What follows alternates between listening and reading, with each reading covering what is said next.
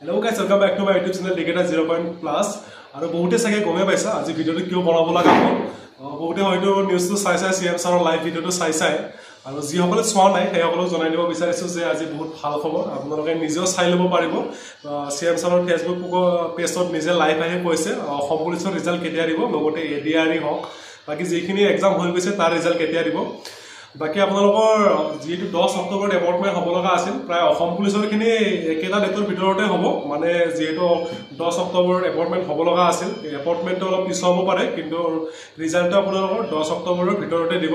আৰু বাকি আপোনালোকৰ এটো মই কোৱা কথা নহয় এটো CM ছাৰে নিজে কৈছে মোৰ অকমান ভিডিওটো বনাতে দেৰি হ'ল নিজৰ কামত ব্যস্ত আছিল বাবে বাকি চাই লওক মই CM ছাৰৰ লাইভ ভিডিওটো দেখাই দিছো আপোনালোকে এতিয়া খুদিব যে পুলিচৰ পৰীক্ষাৰ ফলাফল আমি কেতিয়া দিম সাব ইন্সপেক্টৰৰ ৰিজাল্ট বা ফায়াৰ ব্ৰিগেড আদি ৰিজাল্ট আমি 10 অক্টোবৰ তাৰিখে দিম বা তাতকৈ আগতে দিম কিন্তু এবি আৰু ইউবি কনিষ্টবলৰ ৰিজাল্ট দিয়াৰ ক্ষেত্ৰত গুৱাহাটী উচ্চ ন্যায়ালয়ে এটা আমাক সাময়িকভাৱে বাধা আৰোপ কৰিছে আমি আশা কৰোঁ সেই বাধা আৰোপ অতিক্ৰম কৰি অৰ্থাৎ উচ্চ ন্যায়ালয়ক সন্তুষ্ট কৰি আমি এই মাহৰ ভিতৰতে পুলিচৰো এবি আৰু ইউবি কনিষ্টবলৰ ৰিজাল্ট ঘোষণা কৰিব পাৰিম এই গোটেই ৰিজাল্টৰ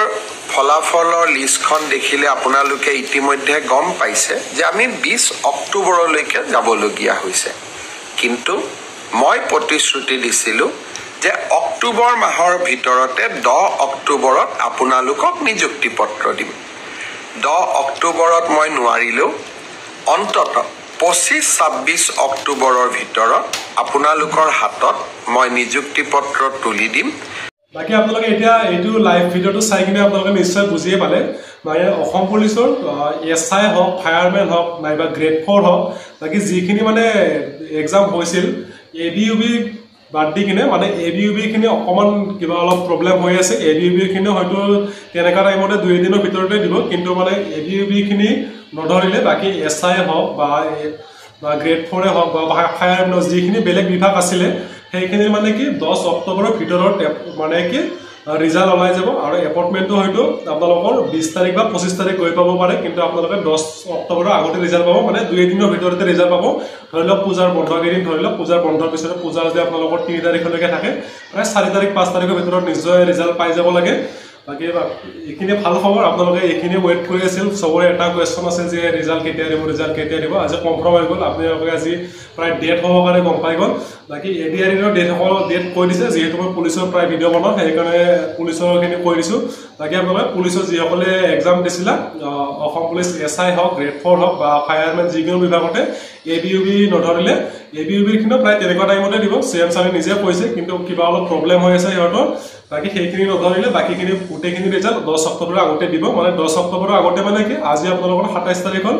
প্ৰায় আপোনালোকৰ দুৰ্গা পূজাৰ পিছতে আপোনালোকৰ ৰিজাল্ট অহাৰ পুৰা চান্স আছে বা গলেও খুব বেছি 10 অক্টোবৰ মানে কি বেছি দিন নাই আৰু আপোনালোকৰ হাতত ধৰিলক 12 দিন 13 দিন টাইমৰ ভিতৰত আপোনালোকে ৰিজাল্ট পাই যাব মোৰ হিচাপত আপোনালোকে 4-5 তাৰিখৰ ভিতৰত ৰিজাল্ট 100% পাই যাব বাকি সবৰে নিশ্চয় ভাল লাগিছে যদি ভাল লাগিছে এটা লাইক কৰি দিবা লগতে আপোনালোকৰ কমেন্ট জনাবা আপোনালোকৰ ভাল লাগিছে নে নাই বাকি এইখিনি আছে ভিডিওটো অলপ বনোৱাতে দেৰি হ'ল বাকি এতিয়া গুড নাইট বাই বাই